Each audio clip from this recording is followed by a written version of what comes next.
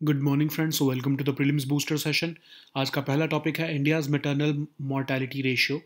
ये टॉपिक आपके social issues के लिए इंपॉर्टेंट है। तो मैटरनल मोर्टेलिटी रेशियो जो है इंडिया की, वो डिक्लाइन होकर 93 पर लाख लाइव बर्थ्स हो चुकी है 2019-21 का जो आंकड़ा है उसके हिसाब से। और ये 2018-20 में 97 होती थी और 17 और 19 के बीच में 103 होती थी। तो ये डेटा जो है office of the registrar general and census commissioner of India ने रिलीज़ किया है। इंडिया ने नोटेबल प्रोग्रेस अचीव किया है इम्प्रूव करने में मैटरनल हेल्थ को। अकॉर्डिंग टू द डेटा जो रिलीज़ किया गया है, वो कह रहा है कि कंबाइंड एफर्ट्स जो गवर्नमेंट की पॉलिसीज़ के थे हेल्थ केयर इंफ्रास्ट्रक्चर की इम्प्रूवमेंट्स में, और अवेयरनेस भी जो आई है मैटरनल हेल्थ सर्विसेज से रिलेटेड, उसकी वजह से ये जो है ये अचीवमेंट हो पाई है।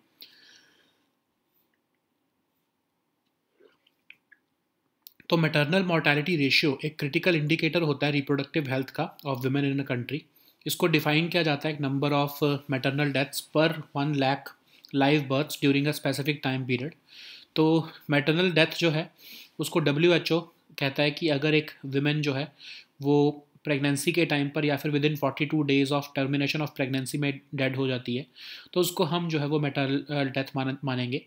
तो SDGs जो हैं हमारे, वो कहते हैं कि यूनाइटेड नेशंस के जो SDGs हैं, वो कहते हैं कि हमारे जो ग्लोबल MMR है उसको हम लेस देन 70 पर 1 लाख लाइव बर्थ्स लेकर जाना चाहते हैं बाय 2030।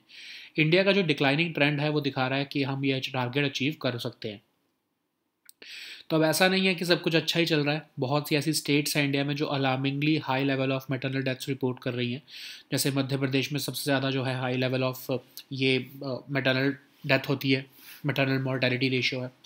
और अगर हम देखें तो डेटा ये भी रिवील कर रहा है कि highest number of maternal deaths जो है वो 20 से 29 साल के बीच में जो वुमेन हैं उनमें होती है, और उसके बाद फिर 30 से 34 की एज ग्रुप में। अब कॉजेज़ क्या हैं इसके? तो मोर देन 700 वुमेन ग्लोबली जो हैं वो प्रिवेंटेबल कॉजेज़ जो रिलेटेड टू प्रेगनेंसी और चाइल्ड बर्थ हैं उससे उनकी डेथ होती है। 2023 में ही अगर हम देखें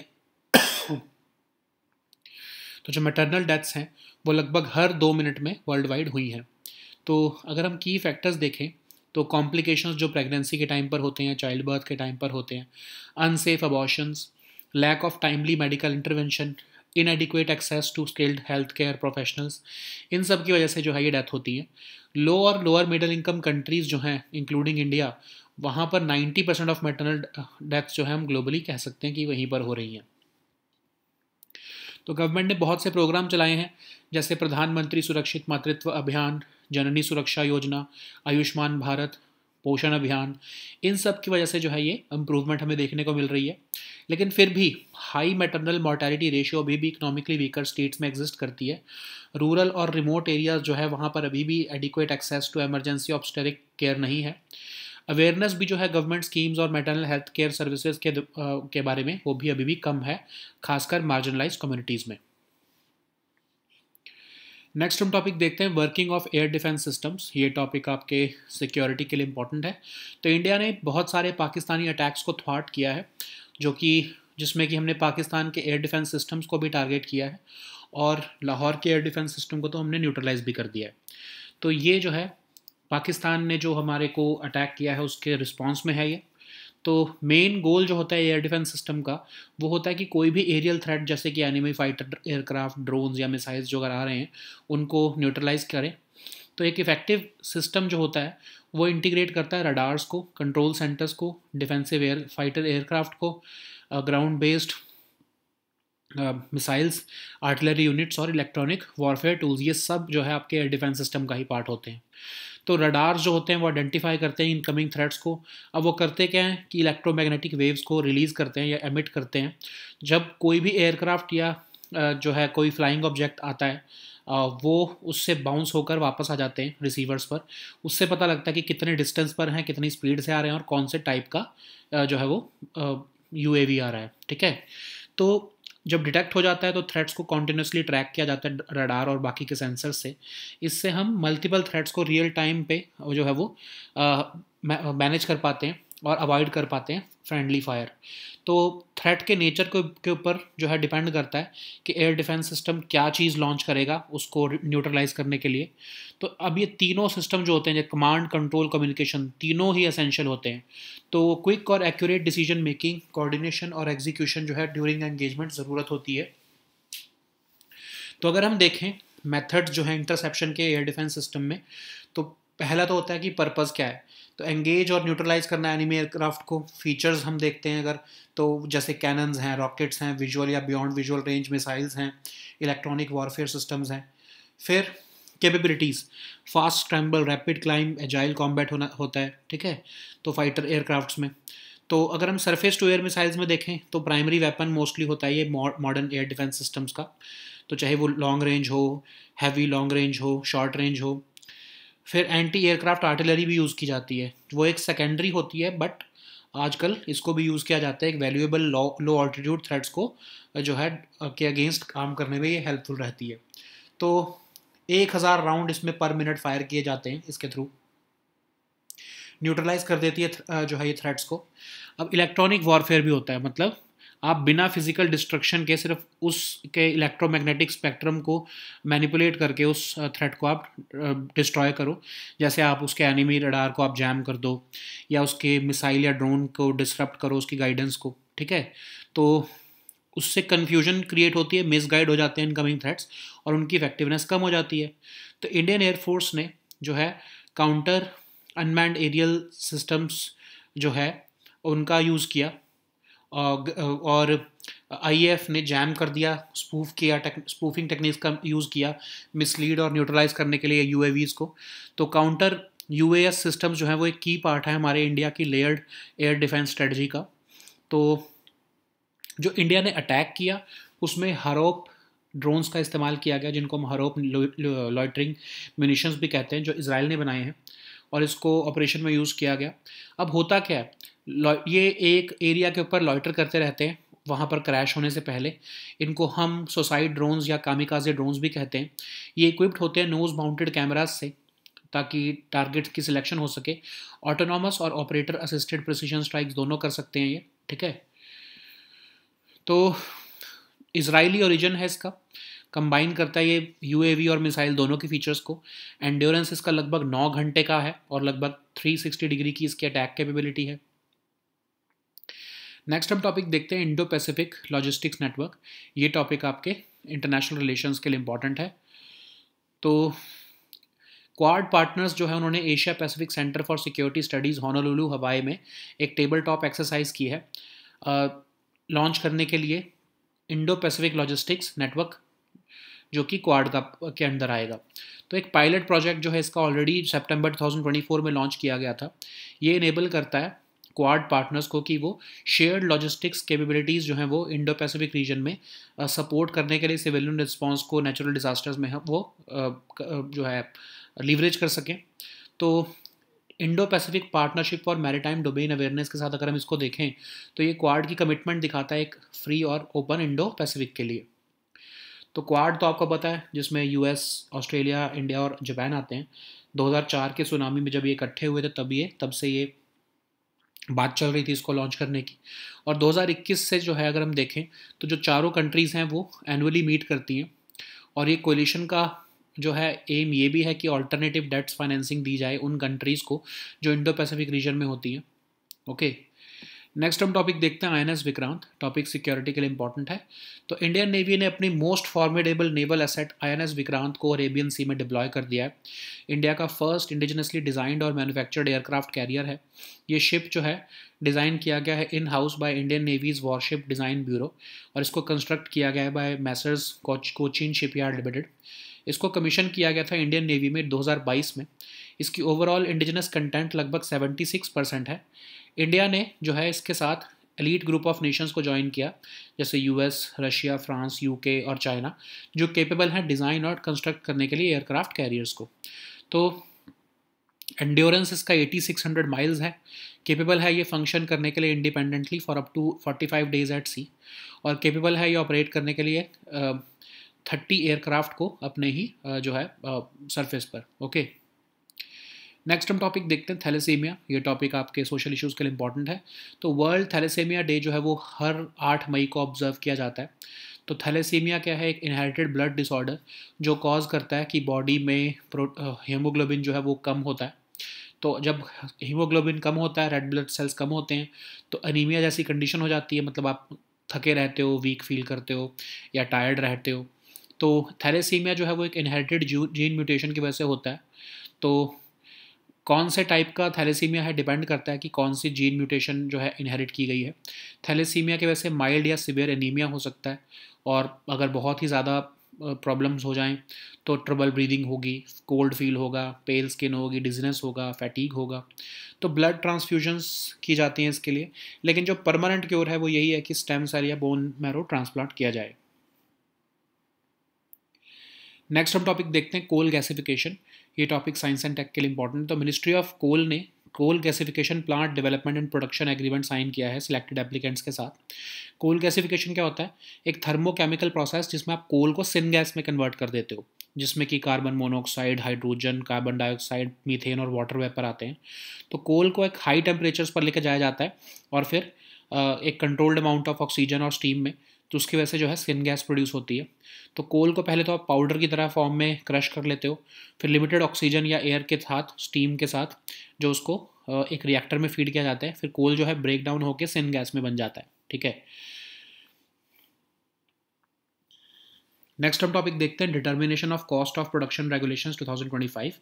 गवर्नेंस के लिए टॉपिक इंपॉर्टेंट है। तो कंपटीशन कमीशन ऑफ इंडिया ने रिसेंटली नोटिफाई किया है competition commission of India determination of cost of production regulations 2025, जो इफेक्टिवली असेस करेगा प्रेडिटरी प्राइसिंग या डीप डिस्काउंटिंग प्रैक्टिसेस जो क्विक कॉमर्स और ई कॉमर्स कंपनीज करती हैं। तो ये क्या होता है प्रेडिटरी प्राइसिंग में? कि एक डोमिनेंट कंपनी जानबूझकर बहुत कम प्राइस पर प्रोडक्ट को बेचती है ताकि अपने कॉम्पिटिटर्स को ड्राइव आउट किया जा सके। तो ये रूल्स जो है इंप्लीमेंट किए जा रहे हैं अपडेटेड कॉस्ट असेसमेंट स्टैंडर्ड्स के साथ, ताकि ये पता लगा सके कि एक कॉस्ट ऑफ गुड या सर्विस क्या है उसको, और उसको फिर कंपेयर किया जाएगा। ठीक है। तो case by case assessment models जो हैं इसमें किए जाएंगे rather than sector specific benchmarks. Next हम टॉपिक देखते हैं हरोप ड्रोन्स। ये टॉपिक सिक्योरिटी के लिए ही इंपॉर्टेंट है। तो इंडियन आर्म फोर्सेज ने डिप्लॉय किए इजरायली ओरिजिन के हरोप ड्रोन्स ताकि प्रिसीजन स्ट्राइक्स हो सके पाकिस्तान में एयर डिफेंस सिस्टम पर उनके। हरोप ड्रोन को एमबीटी मिसाइल डिवीजन जो है इजराइल एरोस्पेस इंडस्ट्रीज़ का उसने बनाया है। हरोप को इक्विप किया गया है इलेक्ट्रो ऑप्टिकल और इंफ्रारेड सीकर के साथ, और ये ऑटोनॉमस ऑपरेशन के लिए जो है वो केपेबल है। ऑपरेशनल रेंज इसकी 200 किलोमीटर है। 16 किलो का हाई एक्सप्लोजिव वॉरहेड कैरी कर सकता है, और इंडिया जो है पिछले लगभग 10 साल से इसको ऑपरेट कर रहा है। So now let us see all these topics in English.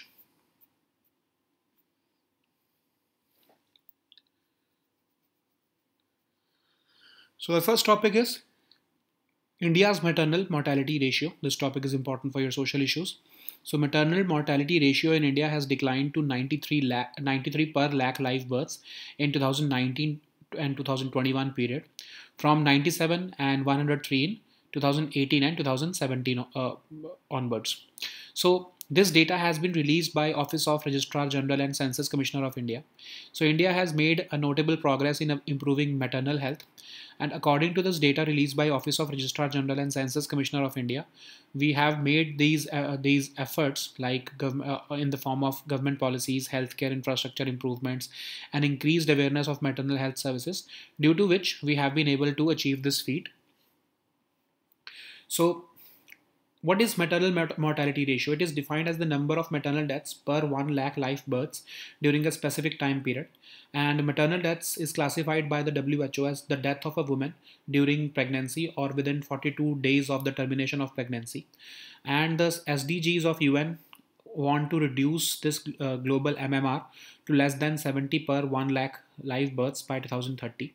So despite the overall decline in India's MMR, certain states continue to report alarmingly high maternal death rates. The highest MMR figures were recorded in Madhya Pradesh in India. So the data also has revealed that the highest number of maternal deaths occur in 20 to 29 years of age group, followed by 30 to 34 years of age group. So according to WHO, more than 700 women globally die every day due to preventable causes related to pregnancy and childbirth. In 2023 alone, maternal deaths occurred almost every 2 minutes worldwide. So, what happens? Why these maternal deaths occur? So, complications occur during pregnancy and childbirth, unsafe abortions are there, lack of timely medical intervention, inadequate access to skilled healthcare professionals. Low and middle income countries, including parts of India, account for almost 90% of the maternal deaths globally. Okay. So, what are the global government initiatives which are driving this improvement? Pradhan Mantri Surakshit Matritva Abhiyan, Janani Suraksha Yojana, Ayushman Bharat, Poshan Abhiyan, all these are driving the improvement in this sector. Okay. So, but there are certain challenges as well, like high MMR still persists in economically weaker states. Rural and remote areas still lack adequate access to emergency obstetric care. Awareness about government schemes and maternal health services are still low among the marginalized communities. So the next topic is working of air defense systems.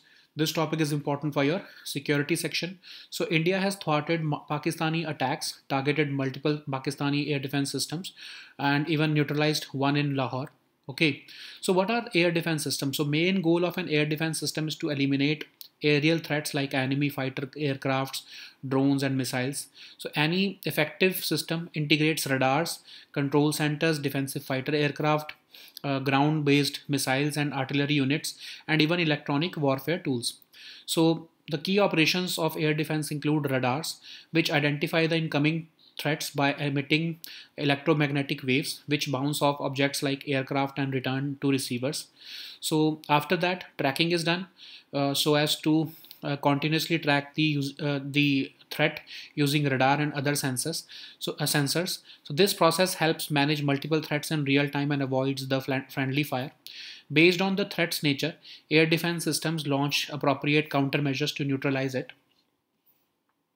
So for all three operations to function seamlessly, a strong command control communication system is essential, which ensures quick and accurate decision making, coordination and execution during engagements. So the purpose of so there are several types of air defense systems which may include fighter aircrafts, the purpose of which is to engage and neutralize enemy aircraft, especially bombers, before they can strike. So they are equipped with cannons, rockets, visual and beyond visual range missiles, electronic warfare systems. And what are the capabilities of them? They are fast scramble, rapid climb, they have agile combat. Similarly, we have in the modern sense surface to air missiles which are used. We have long range, medium range and short range missiles. Then anti-aircraft artillery, which is a secondary form of defense, but it is still valuable against low altitude threats. It can fire over 1000 rounds per minute. Then we have electronic warfare, in which we manipulate or misguide the incoming threats by confusing them, like by jamming their radars or targeting systems, disrupting the guidance of the missiles or drones. Okay, so basically you are neutralizing the threats without any physical destruction of them. So Indian Air Force has swiftly acted in the counter unmanned aerial system capabilities, and IAF jammed using spoofing techniques and misled and neutralized the UAVs. So we also use the Harop loitering munitions in Operation Sindoor, which are made by Israel, and these drones or these munitions, they basically loiter near a target before crashing into them. So basically they are also known as suicide drones or kamikaze drones. They are equipped with nose mounted cameras for target selection. They are capable for both autonomous and operator assisted precision strikes. They combine features of both UAV and missile, and endurance of up to 9 hours. They have an endurance of up to 9 hours with 360-degree attack capability. So the next topic is Indo-Pacific Logistics Network. This topic is important for your international relations. So Quad partners have recently convened at the Asia Pacific a Center for Security Studies in Honolulu, Hawaii, for a tabletop exercise, which is a simulation to launch the Quad Indo-Pacific Logistics Network. So this pilot project of this network was launched in September 2024, which enables Quad partners to leverage shared logistic capabilities in the Indo-Pacific to support civilian response to natural disasters. Together with an Indo-Pacific Partnership for Maritime Domain Awareness, this IPLN would reflect the Quad's commitment to ensure a free and open Indo-Pacific. So Quad came together during 2004 tsunami. We all know that it consists of US, Australia, India, and Japan. And since 2021, the leaders of the four nations have met annually to drive the Quad's positive contributions. Okay, so basically the aim is to reduce Chinese domination in the Indo-Pacific region. So the next topic is INS Vikrant. This topic is important for your security section. So Indian Navy has deployed its most formidable naval asset called the INS Vikrant to the Arabian Sea. So it is India's first indigenously designed and manufactured aircraft carrier. It has been designed in-house by the Indian Navy's Warship Design Bureau and constructed by Messrs. Cochin Shipyard Limited. It was commissioned into the Indian Navy in 2022. It has an overall indigenous content of 76%. With it, India has also joined the elite group of nations, US, Russia, France, UK, and China, who are capable of designing and constructing aircraft carriers. So it has an endurance of 8,600 miles. It is capable of functioning independently for up to 45 days at sea. It is capable of operating an air wing consisting of 30 aircraft. Okay. So the next topic is thalassemia. This topic is important for your social issues. So World Thalassemia Day is observed on 8th of May every year. So thalassemia is an inherited blood disorder which causes body to have less of the protein hemoglobin than usual. Not having enough hemoglobin or red blood cells can lead to a condition called anemia, which can make you feel tired and weak. It is caused by inheriting a gene mutation from one or both parents. So there are different types of thalassemia which would depend upon which gene has been inherited. Thalassemia can cause mild or severe anemia, which can of course lead to trouble breathing, feeling cold, pale skin, dizziness, fatigue. So blood transfusions are required regularly. But the only possible cure for thalassemia is stem cell or bone marrow transplant. So the next topic is coal gasification. This topic is important for your science and tech section. So Ministry of Coal has signed the coal gasification plant development and production agreement with selected applicants. So what is coal gasification? It is a thermochemical process which converts coal into syngas. Coal is reacted at high temperatures with a controlled amount of oxygen and steam, producing syngas. So coal is finely crushed to increase its surface area. Then this powdered coal is fed into a reactor with limited oxygen air or steam. So this coal then breaks into syngas components due to partial oxidation. So the next topic is determination of cost of production regulations 2025. This topic is important for your governance section. So Competition Commission of India has recently notified the Competition Commission of India determination of cost of production regulations 2025 to effectively assess the alleged predatory pricing and deep discounting practices in the quick commerce and e-commerce sectors. So these regulations are aimed to handle predatory pricing and deep discounting practices. So predatory pricing refers to a strategy where a dominant company deliberately lowers its prices below the cost of production to drive competitors out of the market. So to strengthen the oversight of such behavior, CCI implements updated cost standard assessment standards. So according to the latest regulations, the cost of a good or service would be assumed to be its average variable cost, which is total variable cost divided by the total output.